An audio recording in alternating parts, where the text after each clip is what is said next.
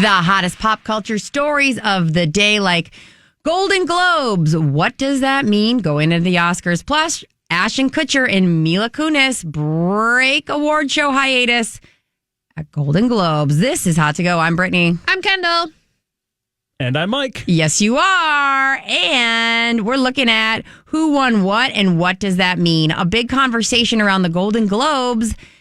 Sinners is probably not going to have a redemption arc. Oh, really? No, they didn't win I don't think they won any of their categories. On top of it, the one that everybody, before K-pop Demon Hunters of it all, was original song. They're like, that will for sure be Sinners because it was such a great original song and the song told such a story. Well, then Golden came into play, and to which anybody deny that is the best original song? Yeah. They actually won 2 yesterday. Which 2? They won Cinematic and Box Office Achievement, which right there tells me when you give them that award, which is kind of the award that was just added to recognize some of these other movies that did really well in the box office, but not necessarily great critically. And then they also got the award for Best Score. That was the one that was actually held during a commercial break, which is why you didn't see that one. Good. During the commercial. I actually, you know what's so funny? I forgot about the box office one because I was a little surprised they won because that one was all about, hey, if you have an insane box office, you should do well. To which I'm pretty sure Zootopia was in there as well. Or like Wicked. Well, Wicked for Good was in there as well. And I'm like, even though Sinners did like a lot better than they thought it would, because it was actually a pretty small film with a smaller budget, it wasn't crazy. It had a slow climb. But like, again, like what are the parameters? Is it which is the better movie in this category, or like is it the box office? I think it's how we find a way to reward this fantastic film, and we know they're not going to win any other awards. Yes. That's the vibe I got. Yeah. Yeah, the big ones that kept winning time after time after time was definitely One Battle After Another. The Hamnet had done pretty well, but also the one you'd watch, Adolescence, Kendall, that one definitely had a lot of big winners from that. Yes, was that best actor in a drama, a television series drama. Yeah. And then was it the actress too, the supporting actress in a television series drama? Well, and it was a mini series too, so they were able to like drop off a couple of categories there. So they had kind of the spinoff. So that's why they did. Basically, everyone involved with that show and was nominated found a way to win. And it was an incredible show. If you're someone that is like, oh, I'd like to watch something, and that one 4 episodes, and it was one of those that really leaves a mark on your soul in a way that you go, I knew it would be a lot to watch this, but whew. That kid in that show, you said okay, so I didn't get to see his acceptance speech. Oh. You said it, the actor, though, you were like, it was so sweet because he talks a lot about like, this really has affected my whole life. And you go, yep, you're like 15. And so that checks out. It is so funny because this actor in Adolescence, and I should look up his name because he's lovely, but he, this happened last year when he won an Emmy. Owen Cooper. Owen Cooper with like the most gorgeous curly hair. Owen Cooper had won the Emmy, and he'd gone up there and he was like, hey, this is just proof if you work hard and believe in yourself. Just a couple years ago, whatever. And everyone laughed at him, and the feedback was like, what do you mean you work hard? You're a baby. Like my freaking like people are like, I lived in my car longer than you've been alive to try to be in this industry. It's like, what are you talking about? He didn't take notes from that last speech, and he definitely carried that same energy where he's like, I should inspire everybody, but also stay as monotone as possible because I'm a teenager. And I have to be taken very seriously. Yeah. And he was like, yeah, well, I've been through a lot. My family's been through a lot. And you're just like, I believe that you believe that is true. And I believe that you will look back at this and laugh. Because if he's in the industry for, let's say, 20 years, he will look back at this and go, I was crazy for that. It's like Leonardo DiCaprio in What's Eating Gilbert Grape. I don't know what any acceptance speech was like, but it would have been the same as if he had done that. And we fast forward to now, and he's sitting there next to chain smoking Sean Penn. Like, absolutely, it's a vibe. I can't remember. I think it was Elle Fanning who won an award for I Am Sam right? She was the one. Dakota Fanning. It was Dakota Fanning. I always get them confused. Dakota Fanning won an award for I Am Sam. She was very young. So young that Orlando Bloom had to hold her up because the mic wouldn't reach down. So you think that when you're being held, in that awkward way from behind, under your armpits, you're going to make it quick. To which she starts going to a place of, I want to also thank my agent, my manager, my, whatever. And it's the funniest speech you've ever seen in your life. So cute. It's so cute. And she's to this day, she had to watch it on camera the other, like when she was making the rounds for some movie. And she's like, oh my God. Speaking of Leo, did he win? No. And I don't know if he thought he would anyways. One Battle After Another, which is Leo's film, I think is going to do very well. And I think he acts great in this. But there's a thing that happens in Hollywood. It's just not your turn. You've had many turns, Leo. And even though he did well in this, a lot of the acting he did in One Battle After Another is kind of a reactionary running. And there's so many people in that. It's an ensemble cast, or not ensemble cast, but there's a lot of elements in this movie where he's not the biggest, shiniest part in it. Does that make sense? Kind of like the movie Speed. Yeah. Where all of a sudden there's all these storylines, there's all these things happening. Totally like Speed. Yes, totally like Speed, where you're no, you did great, but also Benicio del Toro did great too. He did great. Tiana Taylor, who won Best Supporting Actress, killed it. All these people also did well, where it's not you carried the movie, Leo, and because of that, it's not your time. To which on the other side of the coin, Timothée Chalamet, who really everybody thought he was going to do a lot better last year when he was doing a Complete Unknown. Everyone was like, oh, we really think he should have won because he really committed. He had now Marty Supreme, where he literally, it's him. This role, that movie is so him that you go, yeah, I can see why he's going to win that. But yet, One Battle After Another is going to probably win the overall. The one we have to mention, too, is Tiana Taylor. She won Best Supporting Actress. As we know, Ariana Grande and their team was gunning so hard for this award for Ariana Grande. Yeah. We had letters go out. We had for your considerations left and right. They're we're never going to win Best Actress.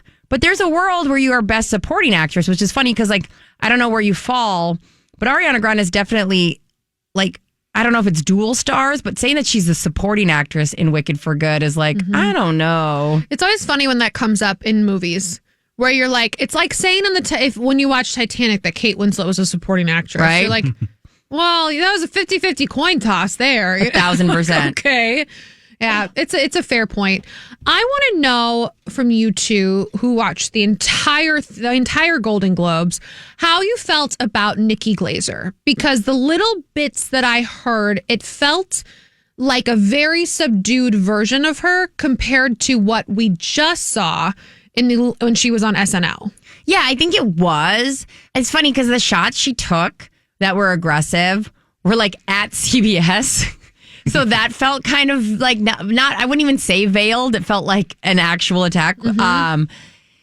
And she definitely played it safe. I think she leaned a little more towards witty than she did attacking the crowd. Mike, what did you think? Yeah, I definitely felt like I don't know the right word, a neutered version of her comedy.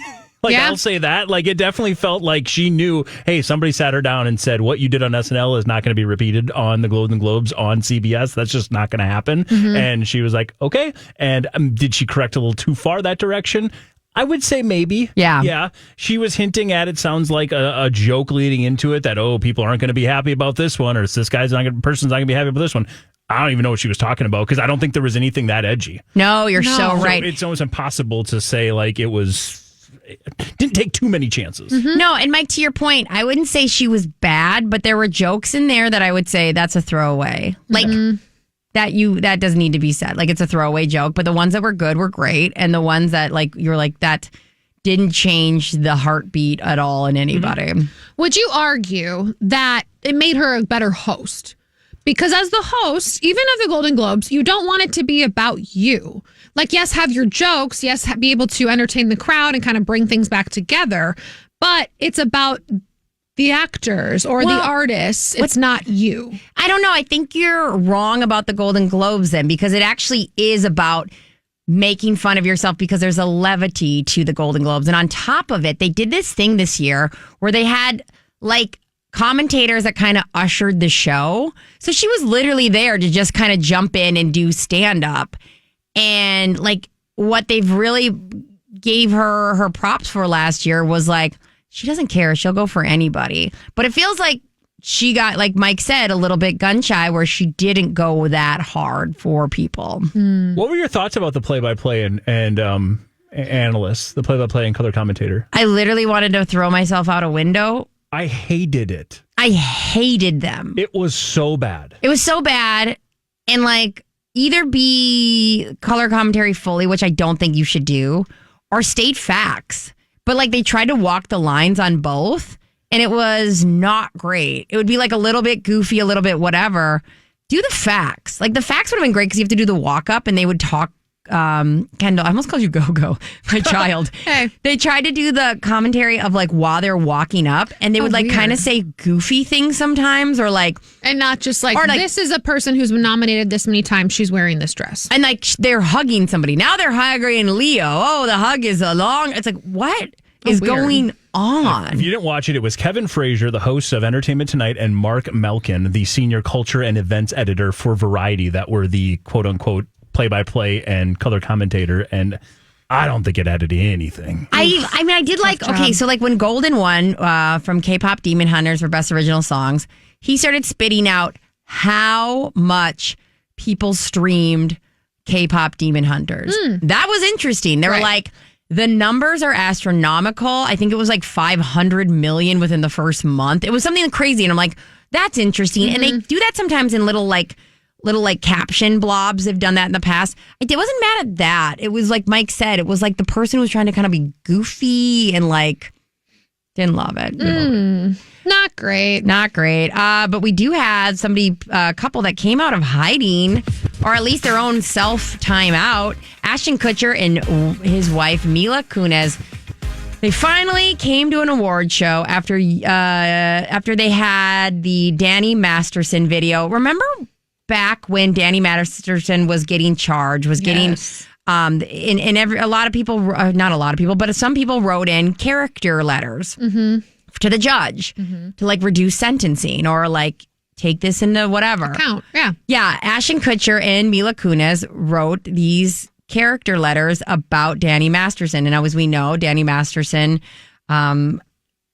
is now a convicted rapist. So this was one of those things that came out, and they had to make a video about why they did it and, why they feel like that was the right move for them. And then obviously the Diddy case and everything Ashton Kutcher's kind of wrapped up through that.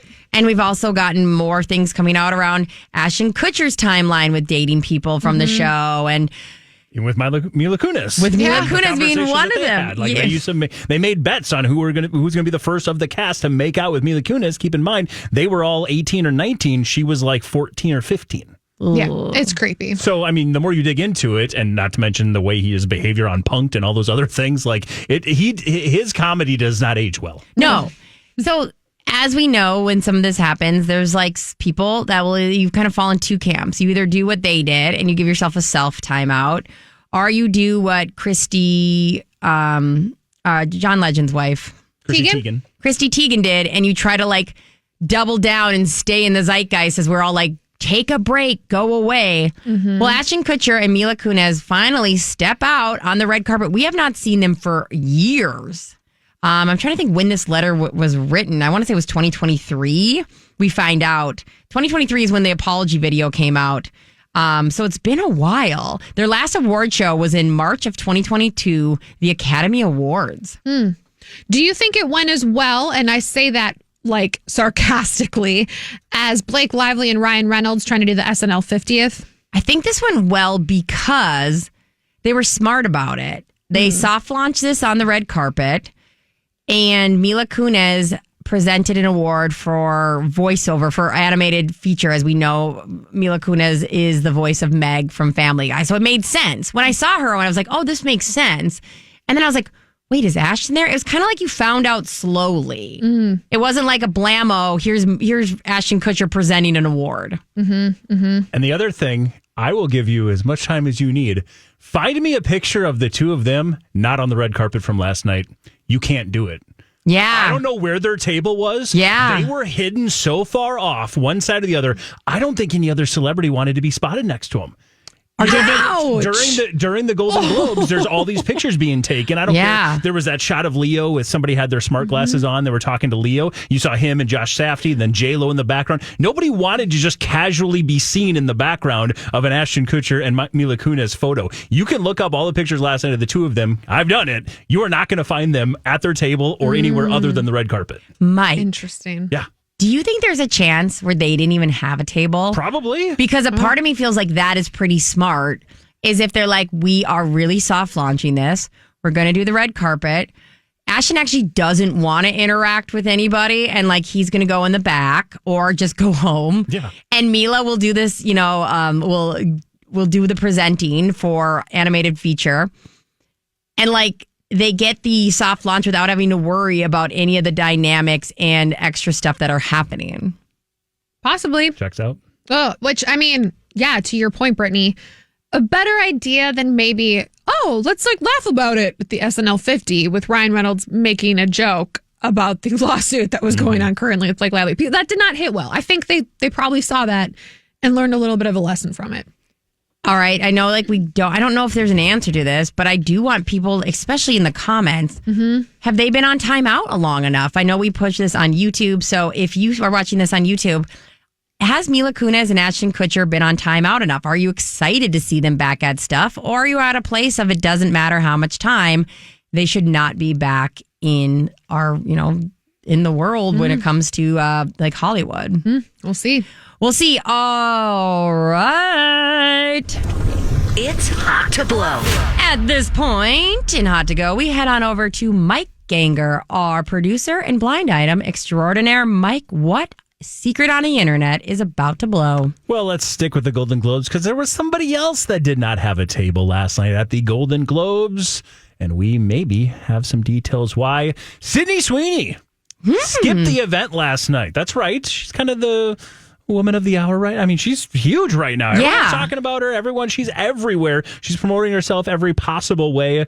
She was at the pre-show parties. She was at a couple post-show parties, but she didn't actually go to the show.